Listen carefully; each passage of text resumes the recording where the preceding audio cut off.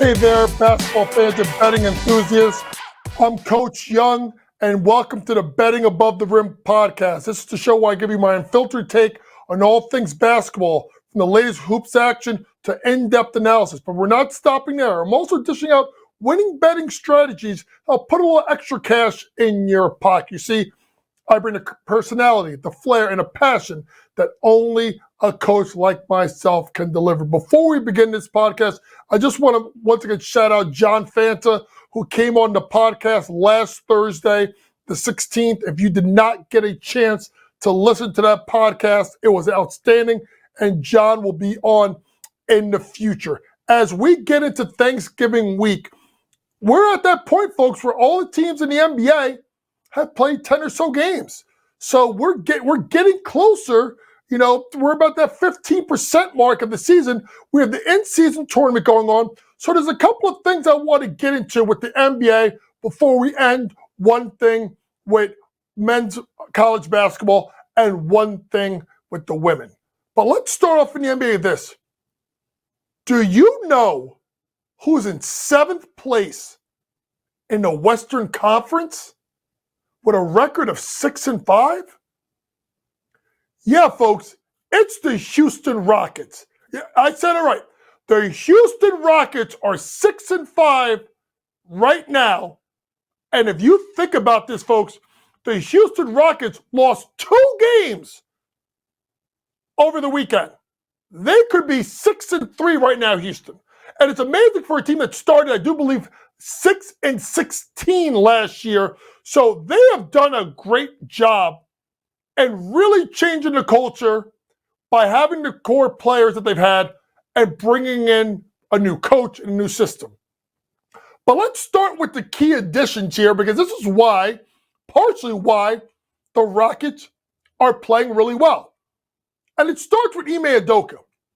Ime Udoka did a great job with Boston his 1 year. Obviously, we don't want to get into the transgressions that took place in his personal life.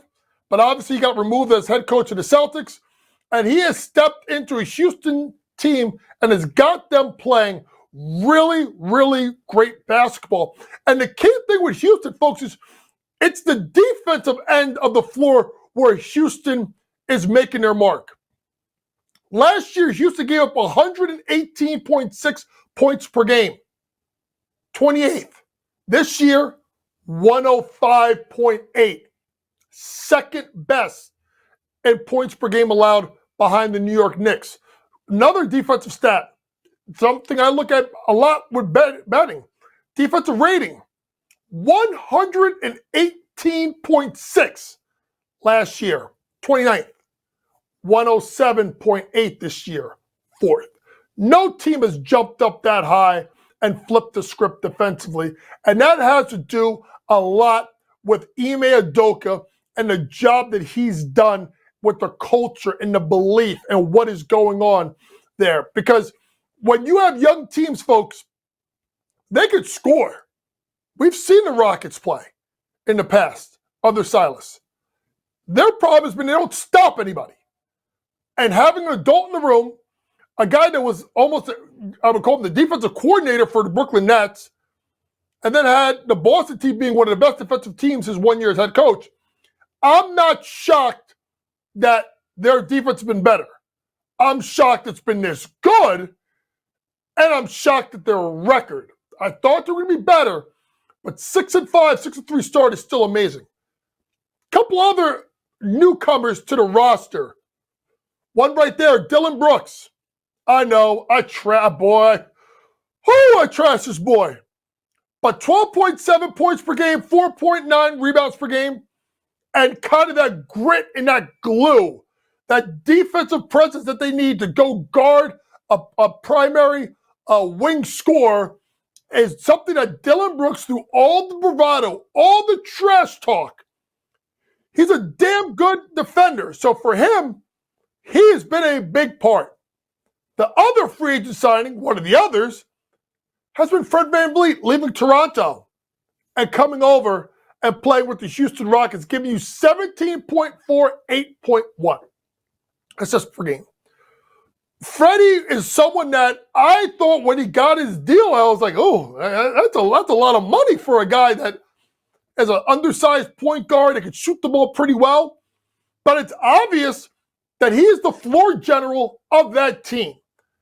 And he has done a great job of not just scoring, but getting guys shots. And I think that's the thing that I like about this Houston team is more unselfishness, more maturity. And that leads me to the third guy that they brought in, and that's Jeff Green. Listen, 6.5 points, 3.1 rebounds per game, not going to blow your stat line away. But his toughness, his defense off the bench, and most importantly, his leadership was something that was lacking in Houston. So when you're able to get a head coach at Ime Udoka, who's one of the best defensive coaches in the NBA, you go get a junkyard dog in Dylan Brooks. You go get a floor general and Fred VanVleet, and you bring in a Jeff Green as a role model, mentor, guy off the bench, you have improved your team exponentially. But it's also the development of some of the core guys that have returned. Tari Eason, although he's missed 6 games, he's going to be a big part of the rotation. You can talk about Amen Thompson, once he gets going. But 3 guys, 3 returners that have really been good for them. Number 1, Jalen Green. I know the points are down, but at 19.1 points per game, 4.6 rebounds per game, 2.9 assists, the big thing for me is he's shooting a 3 at a 37.3% clip, which is the highest of his career. And now he doesn't have to carry the load offensively and be a 22-point-a-game scorer when he's got VanVleet, he's got Dylan Brooks, so on and so forth. Second, Jabari Smith, the second-year guy out of Auburn. Still at only 12 points a game, 7 rebounds a game, but his field goal shooting percentage is up from 41% last year to 46%, and his three-point shooting percentage is up by 5%. So he's making more shots. And you could see this coming with Jabari when he was absolutely fantastic and was the best player in the Las Vegas NBA 2K24 Summer League. And it wasn't even close how great Jabari Smith was in the limited action that he faced. But if I'm going to talk about a guy that out of all the returners, or even the rookie Thompson, that I've been so impressed with, it's been the Turkish treat, Alperen Şengün. I was a big fan of Alperen when he came out of the draft. I thought that he was an exceptional talent. I'm going to say something, folks. I'm going to call him Baby Joker. Now, I am not saying that he is going to be as good as Nikola Jokic, but his game is very similar. Folks, he's up to 19.8 points per game. He's a leading scorer right now for the Rockets, up by 5 points a game. He gets 8.2 rebounds, right about where he was last year. And his assists per game is at 5.7, up by nearly 2. Sorry, he's getting 20.1 points per game, Alperen. So, Şengün is this guy that I'm going to say this, is the best basketball player in the NBA that you don't know about. And it's time that you start to understand the greatness of an Alperen Şengün and a young Rockets team that to me seems to be on a come up. I would dare say a year or two ahead of schedule. Now, are they going to hold on to this 7th spot? I don't know. Maybe not. But if this team could sneak into the play-in tournament with the very low expectations, and if they could find their way to be in the top 6, you better put that Coach of the Year trophy and give it right to Ime Udoka, because that's going to be 2 places in 2 years that he turned around quickly. And you got to, like I said, talk about him, VanVleet, Dylan Brooks, Jeff Green, and all the returning guys. They've done a marvelous job down in Houston. But now let's talk about somewhere that isn't going so well, and that's Washington. Washington in this trade brought in Jordan Poole because they thought that Jordan Poole was a cornerstone player. I am here to tell you this early in the season, the experiment with him and Kuzma, it does not work. And Jordan Poole is not a cornerstone player. Think about this, folks. He was off the bench piece for Golden State. Starting now. Do you know, first off, that he gets less minutes a game now than he did when in Golden State? That shows you how poor he's been playing. How about going to his stats, folks? 20.4 points per game last year. 15.5 this year. Rebounds down 2.7 to 2.5. Assists per game down by 4.5 to 3.7. Shooting percentage down 4 percentage points, down to 39.2. And his three-point shooting percentage down by 6 percentage points. And a guy that has really looked passive, a guy that looks confused, and a guy that does not look like a cornerstone piece. So what do you do if you're Washington? You punt. And you punt quickly. Because I do think Jordan Poole holds value to contending teams as a guy that can come off the bench and score. He can't be the main guy, but he can be a piece. So think about this. How about a Jordan Poole as a backup in a place like New York that can use some scoring, put him in quickly in the backcourt? How about Jordan Poole in a place like Milwaukee, which can use some punch off the bench, the Milwaukee Bucks? How about a team that missed out on Damian Lillard and other trade assets at the time? How about a team like Miami? I mean, he's an upgrade over Duncan Robinson, shot creator. I think that would be an upgrade for a team like Miami. How about a team, ready? Because everybody's supposed to go to them. How about the Lakers? Just another piece to lengthen that team. And you know he would love to go to a place like the LA Lakers, knowing that he's in the same division as his good friend Draymond Green. So those are places. I'll give you another place. How about Dallas? Think about the Dallas Mavericks. I know they have Kyrie and Luka, but they're so dependent on them. A guy like Jordan Poole coming off the bench. Remember, folks, in the last couple of years, they've lost two really big bench pieces at the guard spot, and Brunson and Dinwiddie. I think that would be a sneaky good thing if a team like Dallas were to pick up Jordan Poole. But I'm going to tell you this. Jordan Poole is not a cornerstone player. And if you're the Washington Wizards, you have to find a way to get out of that deal. You can't have your highest paid player giving you 15.5 points per game, and shooting metrics are terrible. They have to do better, and him and Kuzma don't fit. Get out of it now while people can still look at what he did in Golden State and think that's the Jordan Poole and not the Jordan Poole we've got the first 12 or so games with the Washington Wizards. Now, I've talked about something I've loved in the Houston Rockets. Something I don't like, which is Jordan Poole being a cornerstone player. But you know what Coach Young is a fan of? Huh. I am all in on this in-season tournament. I know. You start watching the court and it looks so weird, and you see you see the design and the logos there, and you talked about Jaylen Brown talking about the courts are slippery. But I'll tell you right now, folks, when I turn on an NBA game, I don't even have to know what day of the week it is. If those courts are in those colors, I know it's in-season tournament. So I thought that's a smart thing to kind of distinguish it from the regular season, even though the games are going to count. Another thing that I think is really great and fascinating, folks, about this in-season tournament is it allows young teams a chance to be in a competitive environment that's not the playoffs to measure growth. And what are we? How do we look? How do we look against teams that are in our group that are supposedly better than us?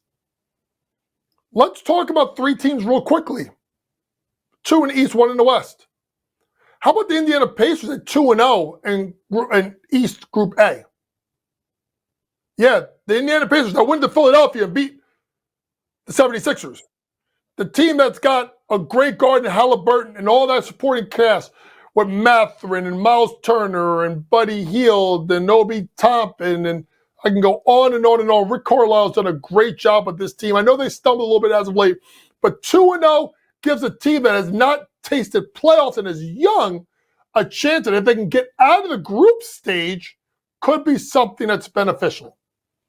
Another group team to watch in the East are the Nets. Now, they sit at 2-1 in East Group C. Boston's probably going to run away with it.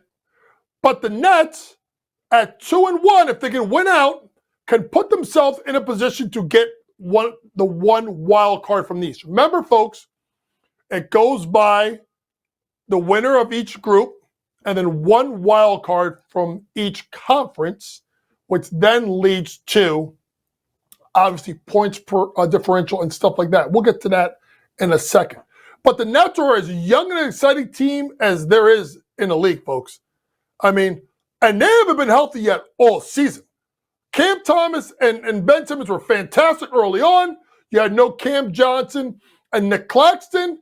Now obviously Cam Thomas gets hurt, and then obviously we know Ben Simmons is hurt, and here comes Claxton and Johnson back. I'm going to tell you this, folks. I was wrong about Brooklyn. They are young. They're exciting. They're all in that 6'5" to 6'8" range. So the switchability defensively is outstanding. The way they can get up the court. You add some role guys and veteran guys like a Lonnie Walker IV or Royce O'Neal or Dorian Finney-Smith. This net team by Jock Vaughn has been playing really, really good basketball. And at 2-1 in the East Group C behind the Celtics, they could look at themselves at 4-1 as a possibility as the wild card spot in the East. Now to go out West, how about the Kings in Group C? 2-0. Group is very, very well stacked. And I think what you have here is you have a team that with Coach Mike Brown is taking this very seriously, as I think most teams are. You have a team that last year did really well. People thought they were a fluke. They lost Game 7 on their home floor. But this is a great opportunity to put this team right back in the fire. And they're playing really, really well in Group C of the Western Conference. But there's a couple other things that you have to think about as you go down the stretch of this in-season tournament group play. Number one, how do teams figure out how do you handle blowouts? Particularly if you're a team that is looking to get the wild card spot. You saw Domantas Sabonis, I do believe, last week upset that someone did not take a shot when the game was decided. Sabonis is a European. European soccer uses this a lot, so he understands the point differential. So I wonder how you'll see teams coming down the stretch that are trying to get the wild card spot. Do they play their starters more? Do they push the pace? What do they do to put themselves in a position to get that one wild card spot? And you may want to consider that when you place your bets if you're betting on games in the in-season tournament. The point differential, especially for those teams trying to make that wild card, is going to be a sneaky thing that you're going to have to watch. The last thing is this. Having the semifinals and finals in Las Vegas is such a shrewd and smart move because it sets the NBA up for expansion. They want to see how they handle it. And now, obviously, with the Vegas Golden Knights there in the NHL, the Las Vegas Raiders there, and now the announcement last week that the owners of Major League Baseball have approved the Oakland A's to move to Las Vegas, that leaves the NBA as the only four of the major sports that are not in Las Vegas. And I dare to say with the stadium, I think not being ready till 2028 for the A's, I wouldn't be surprised if this in-season tournament is really well received in Vegas if Vegas beats out in regards to the NBA getting there first before the A's get there in 2028. Let's go to the college game. And I'm going to come out and tell you, folks, the University of Miami is now a basketball school. You heard it. The U is a basketball school. And you know why? His name is Jim Larrañaga, one of the best coaches of this generation that nobody talks about. Do you remember when he made that run with George Mason to the Final Four and all the teams he beat? Look what he has done at the University of Miami. Think about this, folks. In his first 7 years, he had 6 20-win seasons and 4 NCAA tournament appearances. Then the lean years, 3 years, in which they went under 500 each year, and there was talks of, is Jim Larrañaga done? But think about this, folks, last couple of years. They're 60-19. They have an Elite 8 and a Final Four appearance. Folks, this is the University of Miami, and it's because of him. It's because of Jim Larrañaga and the job he's done with this roster. And with them making 2 deep runs in the NCAA tournament, they are so primed to make a third. When you look at this roster and you look at the transfer that came over a year ago, Nigel Pack, and what he is able to do and score.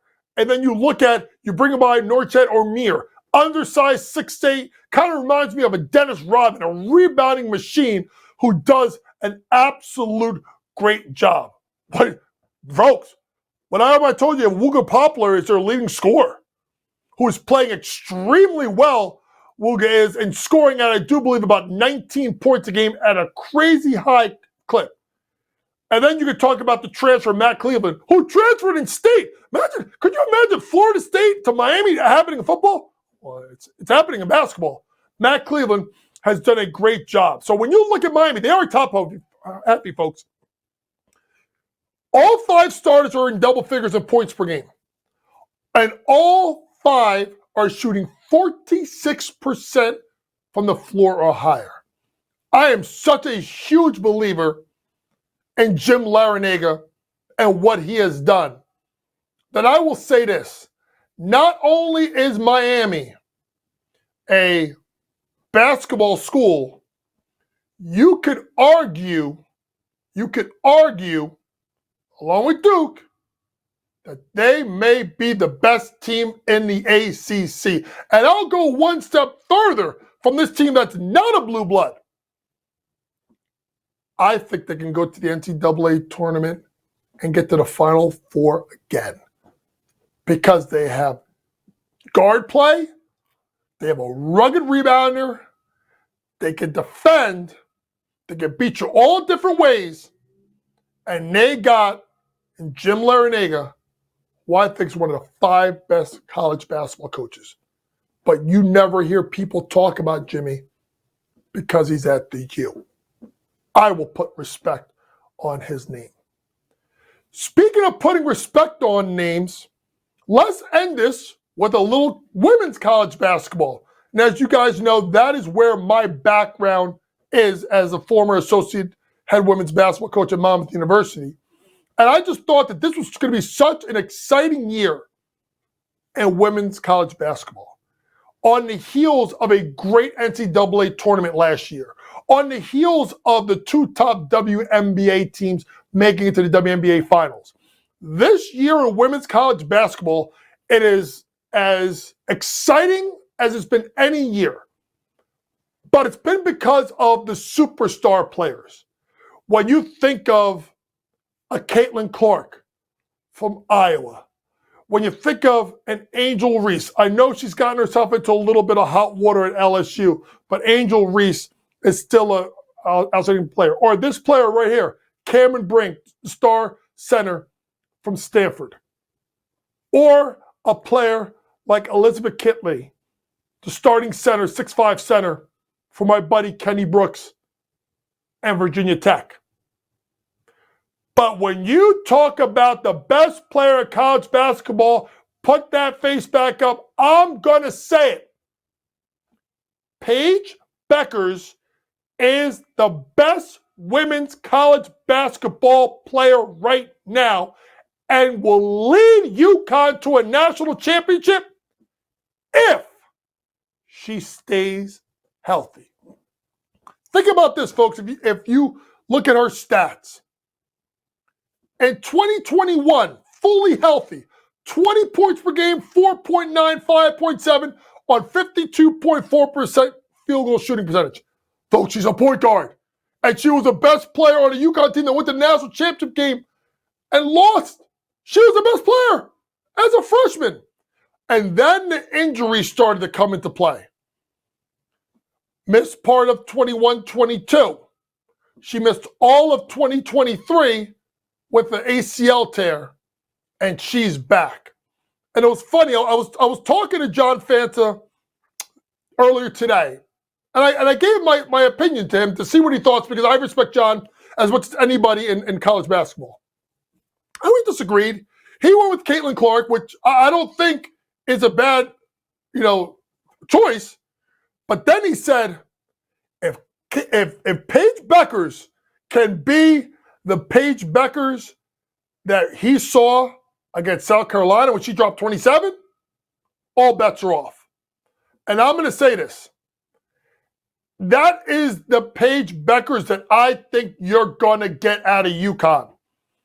Listen, they have other players on that team. We know it. They're absolutely loaded. And Gino has done this for a long time. And you don't get, listen, you can go through on and on and on and on and on and on and on the star players that have come through and play for Gino Auriemma. But, when you have a center like an Aaliyah Edwards or a Nika Mule, you have other pieces on that team, along with AZ Fudd, who has been out for a couple of games. We'll see what happens. There are things I'm hearing, but I'm not going to get into detail because that's not my job to speculate. I'll wait and see, and hopefully everything goes good with AZ. But Paige is the one that drives that bus. And if she could be the Paige Beckers that I have seen on the AAU circuit, the Paige Beckers that I saw beginning of her freshman year, the Paige Beckers that dropped 27 points. I'm not going to go into detail and look at, she wasn't good when she played Minnesota on Sunday. She only shot 4 for 12. Do you know she's from Minnesota? That's her home game. And every team tries to play a home game. That is really hard to do. But that performance, that 27-point performance followed by 24 against Maryland when she shot a combined 29 for 43 from the floor and 4 for 6 from 3. If that's the Paige Beckers that you're going to get for the entire year, she's the best college basketball player, and she will help Gino Auriemma win the national championship. This has been your Betting Above the Rim podcast for November 21st. It's when it will be released. Our next podcast will take place. We'll see. We'll do another one this week, Thanksgiving week. Make sure you and your family have a nice Thanksgiving. But you know what's a free gift you can get? How about the Sports Grid app? I've talked about this. This is the best app you need as a basketball enthusiast or any kind of sports enthusiast or a bettor. Why? We help you out. We give you picks. We give you trends. We give you stuff pregame, endgame, and all of the content that you could see on the network from guys like Kevin Walsh and Scott Farrell and Gabe Morency and Kevin Walsh and Joe Lisi and Donnie Rightside and James Young. And I can go on and on and on and on, but I can't because I got to go. Just go get that app and download it today or wherever you would download, whether it's Google or Apple. This has been your Betting Above the Rim podcast. Like I said, next podcast will be coming up soon. And make sure you download the app. And remember, always, Sports Grid. It's the way to go. See you next time.